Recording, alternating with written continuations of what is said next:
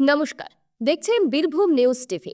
জানাবো আজকের বাছাই করা গুরুত্বপূর্ণ 10টি তাজা খবর। শুরুতেই হেডলাইন। কসবা গণধর্ষণ কাণ্ডে নড়ে চড়ে বসল কেন্দ্র, কড়া অ্যাকশন নিতেই ঘুম উঠছে মমতার। কসবা কলেজে ধর্ষণ, মমতার পাপের খরা নিয়ে ধর্মতলায় বিক্ষোভ বিজেপির, পুলিশের সঙ্গে বচসা। দক্ষিণবঙ্গে বজ্রবিদ্যুৎ সহ টানা বৃষ্টি, উপকূলে সতর্কতা, মৎস্যজীবীদের সমুদ্রে না যাওয়ার নির্দেশ। তৃণমূল নেত্রীর দাদাগিরি, প্রবীণ বাম নেতাকে রাস্তায় ফেলে মার, লজ্জার দৃশ্য খড়গপুরে। অবশেষে কি গ্রেফতার কার্তিক মহারাজ? মামলা দায়েরের পরে আজ বড় পদক্ষেপ মমতা পুলিশের, জেনে নিন। বেঞ্চ জুড়ে তৈরি হয়েছিল খাট, সেখানেই ফেলে গণধর্ষণ, হলদে চাদরে লুকিয়ে যত রহস্য। ওড়িশায় মুখ্যমন্ত্রীর বাসভবনের সামনে কংগ্রেসের বিক্ষোভ, পা ভেঙে দাও, পুলিশকে নির্দেশ, আধিকারিকের ভাইরাল ভিডিও। এই রাজ্যে লাগু হতে চলেছে এনআরসি, ভোটার তালিকায় বিশেষ সংশোধন ঘিরে তুমুল আশঙ্কা। কবে 25% ডিএ পাবেন সরকারি কর্মীরা? অবশেষে জানিয়ে দিলেন অর্থমন্ত্রী চন্দ্রিমা ভট্টাচার্য। এছাড়াও রয়েছে আরও বেশ কিছু গুরুত্বপূর্ণ খবর, তাই অনুরোধ করব ভিডিওটি শেষ পর্যন্ত মনোযোগ দিয়ে শুনুন। রাজ্যে একের পর এক খুন, ধর্ষণের মতন ঘটনা ঘটেই যাচ্ছে, কিন্তু তারপরেও কেন্দ্র কেন চুপ করে আছে? কেন্দ্রীয় নেতৃত্ব কেন নীরবতা পালন করছে? কেন তারা বাংলা নিয়ে সামনে যখন 2026-এর নির্বাচন, যখন তারা ক্ষমতা দখল করবে বলে মনস্থির করেছে, তখন বাড়তি পদক্ষেপ নিচ্ছে না? এই প্রশ্ন বাংলার নিচুতলার বিজেপি কর্মীদের মধ্যে ছিল। তবে এবার বিজেপির কেন্দ্রীয় নেতৃত্বের পক্ষ থেকে যে পদক্ষেপ গ্রহণ করা হলো, তাতে কিন্তু চাপ বাড়ছে পশ্চিমবঙ্গের শাসক দল তৃণমূল কংগ্রেসের। এমনিতেই বিভিন্ন ঘটনায় তারা জর্জরিত, তারই মধ্যে কসবার গণধর্ষণ কাণ্ড তৃণমূলের মারাত্মক অস্বস্তি বাড়িয়ে দিয়েছে। আরজিকরের মতোই এই ঘটনা ধামাচাপা পড়ে যাবে বলে তৃণমূল যতই তাকে পাত্তা না দেওয়ার চেষ্টা করুক না কেন, যেভাবে বিদ্রোহ বাড়ছে, যেভাবে বিক্ষোভ বাড়ছে, এবং তারপর রাজ্যের বিরোধী দল বিজেপির কেন্দ্রীয় নেতৃত্বের পক্ষ থেকেই গণধর্ষণের ঘটনার পরিপ্রেক্ষিতে যে কড়া অ্যাকশন নেওয়া হলো, তার ফলে সেই অ্যাকশনের রিপোর্ট পৌঁছানোর পর বাংলা নিয়ে গেরুয়া শিবিরের শীর্ষ নেতৃত্ব আরও কড়া পদক্ষেপ গ্রহণ করুক বলে আশা করছেন নেতাকর্মীরা। কি ঘটনা ঘটেছে? ইতিমধ্যেই কসবা গণধর্ষণ কাণ্ড নিয়ে কড়া পদক্ষেপ গ্রহণ করেছে বিজেপি। বিজেপির সর্বভারতীয় নেতৃত্বের পক্ষ থেকে যে অ্যাকশন নেওয়া হয়েছে, তার ফলে বাংলার বিজেপি কর্মীরা যথেষ্ট খুশি।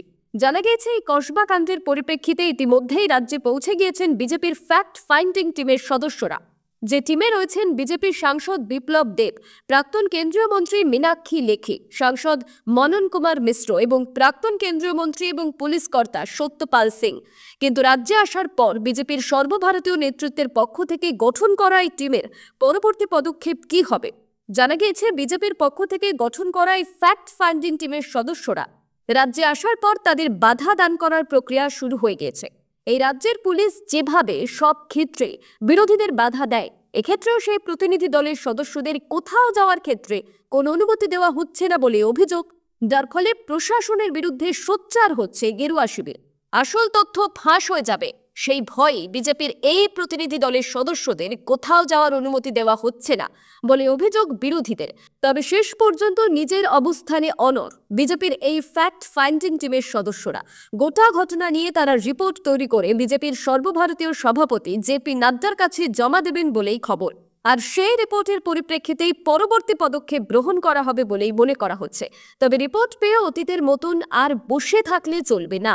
এবার 2026-এর নির্বাচনকে মাথায় রেখে বাংলা নিয়ে পূর্ণাঙ্গভাবে অ্যাকশন নিতে হবে কেন্দ্রীয় বিজেপিকে বলে দাবি গেরুয়া শিবিরের নেতাকর্মীদের। রাজ্যের উপর দিয়ে বয়ে চলেছে একাধিক নিম্নচাপ অক্ষরেখা। বঙ্গোপসাগরের উপর তৈরি হওয়া নিম্নচাপ এখন গাঙ্গেয় পশ্চিমবঙ্গের কাছাকাছি রয়েছে। আবহাওয়া দপ্তরের পূর্বাভাস, এটি ধীরে ধীরে পশ্চিম এবং উত্তর পশ্চিম দিকে অগ্রসর হয়ে ওড়িশা এবং ঝাড়খণ্ডের দিকে সরে যাবে আগামী 1 থেকে 2 দিনের মধ্যে। সপ্তাহ জুড়ে দক্ষিণবঙ্গ এবং উত্তরবঙ্গে বৃষ্টির সম্ভাবনা রয়েছে। আলিপুর আবহাওয়া দপ্তর জানিয়েছে, দক্ষিণবঙ্গের আকাশ বেশিরভাগ সময় মেঘলা থাকবে। আগামী 7 দিনে বৃষ্টির সম্ভাবনা রয়েছে। আজ এবং আগামীকাল বজ্রবিদ্যুৎ সহ হালকা থেকে মাঝারি বৃষ্টি হতে পারে। কোথাও কোথাও হালকা ঝোড়ো হাওয়া বইবে, যার গতিবেগ হতে পারে 30 থেকে 40 কিলোমিটার প্রতি ঘন্টায়। মঙ্গলবার পর্যন্ত দক্ষিণবঙ্গের একাধিক জেলায় ভারী বৃষ্টির সম্ভাবনা রয়েছে।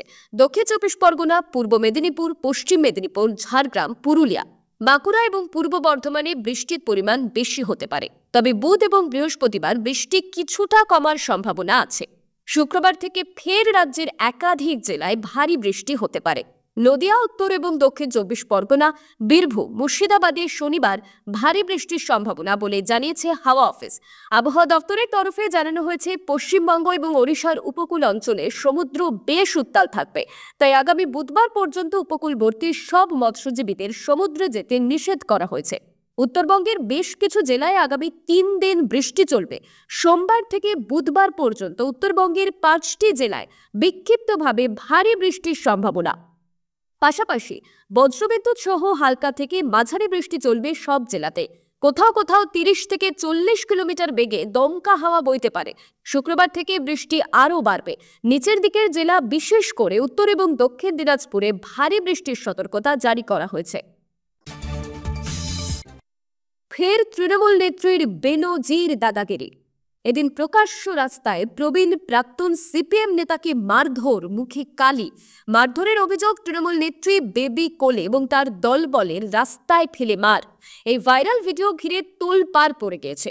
ভিডিওতে দেখা যায় 66 বছরের অনিল দাসকে মুখে কালি লাগিয়ে দেওয়ারও অভিযোগ। এই ঘটনায় অভিযুক্ত তৃণমূল নেত্রী বেবি কোলে এবং তার অনুগামীরা। অনিল দাস প্রাক্তন সিপিএম নেতা, বর্তমানে একটি বামপন্থী সংগঠনের সঙ্গে যুক্ত।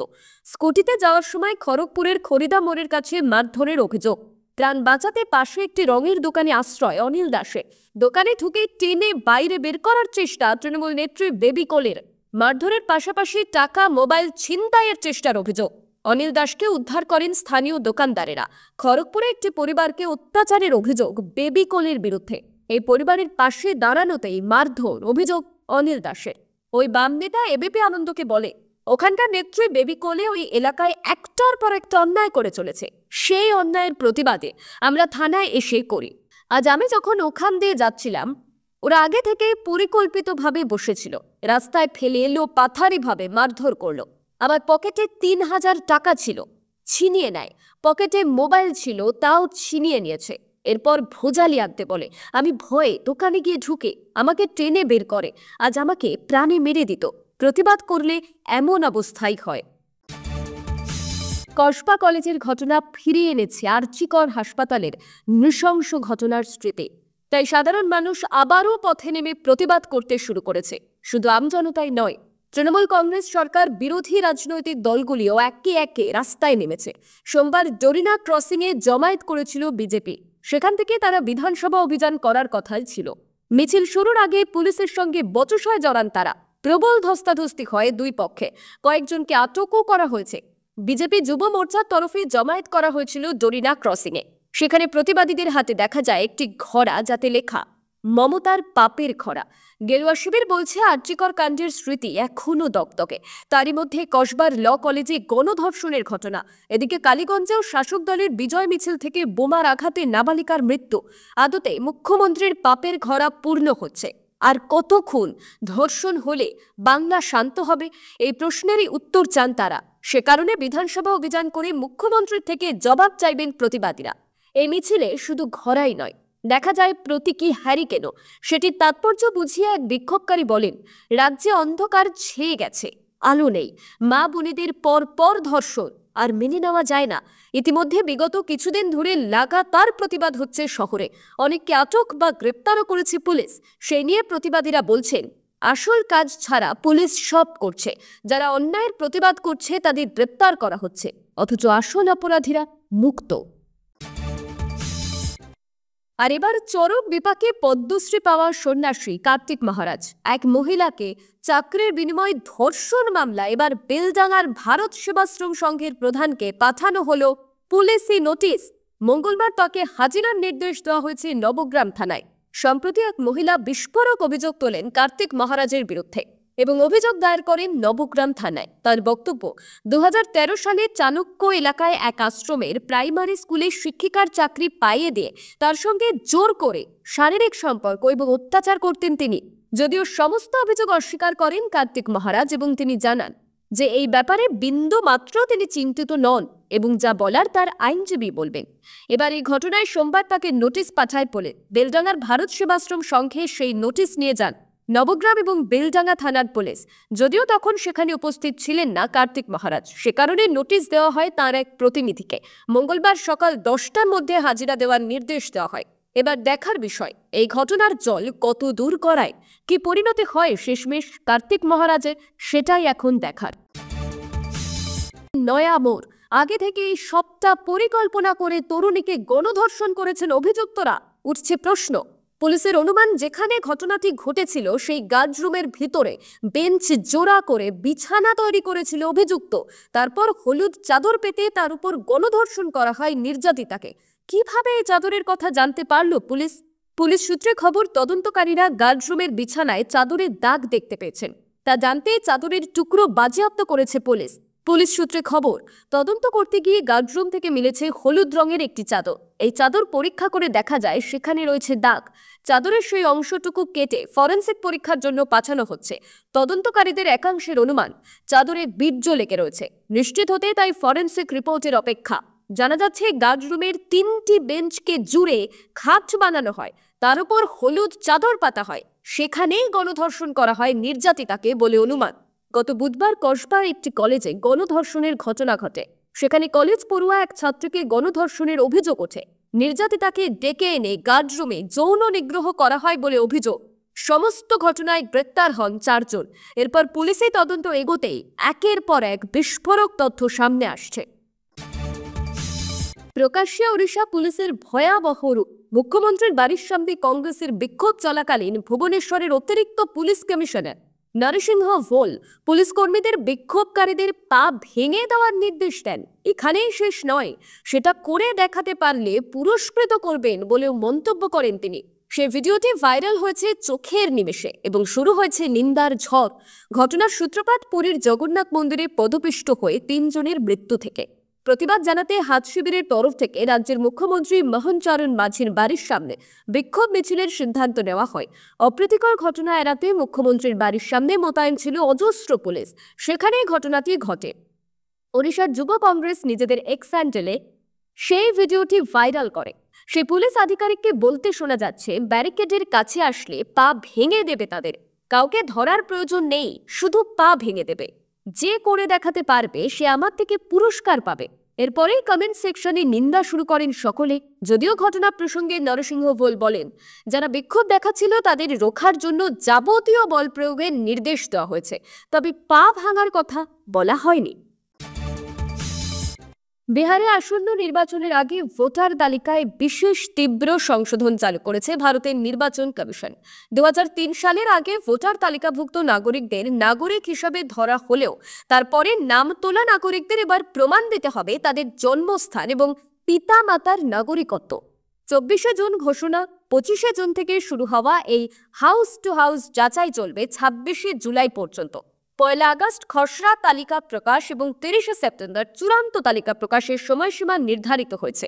এই নির্দেশিকায় বলা হয়েছে, অবৈধ বিদেশি অনুপ্রবেশকারীদের নাম তালিকাভুক্ত হওয়ায় এই সংশোধন প্রয়োজন হয়েছে। ফলে আশঙ্কা দেখা দিয়েছে এনআরসির ছদ্মবেশে এই উদ্যোগ, যা বহু গরিব, অশিক্ষিত বা পরিযায়ী শ্রমিকের ভোটাধিকার ছিনিয়ে নিতে পারে। রাজনৈতিক মহলে শুরু হয়েছে তীব্র প্রতিবাদ। তেজস্বী যাদবের নেতৃত্বে মহাজোটের পক্ষ থেকে কি গরিবদের ভোটাধিকার ছিনিয়ে নেওয়ার চক্রান্ত বলা হয়েছে। পশ্চিমবঙ্গের মুখ্যমন্ত্রী মমতা বন্দ্যোপাধ্যায়ের কটাক্ষ, এনআরসির থেকেও ভয়ঙ্কর এই পদক্ষেপ, যার আসল নিশানা বাংলার গ্রামীণ ভোটার। নাগরিক অধিকার আন্দোলনকারীদের বক্তব্য, জন্ম তারিখের সঙ্গে পিতামাতার কাগজপত্র চাওয়া একটি বর্জনমূলক প্রক্রিয়া, যা গরিব এবং প্রান্তিক শ্রেণীকে ভোট তালিকা থেকে বাদ দিতে পারে। তবে প্রাক্তন মুখ্য নির্বাচন কমিশনার এন গোপাল স্বামী বলছেন, এই সংশোধন জরুরি এবং কারো বাদ পড়ার আশঙ্কা অমূলক। বিহারে প্রায় 8 কোটি ভোটারের মধ্যে কজন সময় মতো কাগজ দিতে পারবে? এনআরসি ঘিরে অসমে 19 লক্ষ মানুষের বাদ পড়ার দৃষ্টান্তই কি এবারে বিহারে বা বাংলায় ফিরছে? এই প্রশ্নে আজ সারা দেশে শুরু হয়েছে নতুন বিতর্ক। রাজ্যের সরকারি কর্মচারীদের জন্য বহু প্রতীক্ষিত খবর অবশেষে এলো। ডিএ নিয়ে দীর্ঘদিন ধরে চলতে থাকা আন্দোলনের মাঝে রাজ্য সরকার জানিয়ে দিল তাদের পরবর্তী পদক্ষেপ।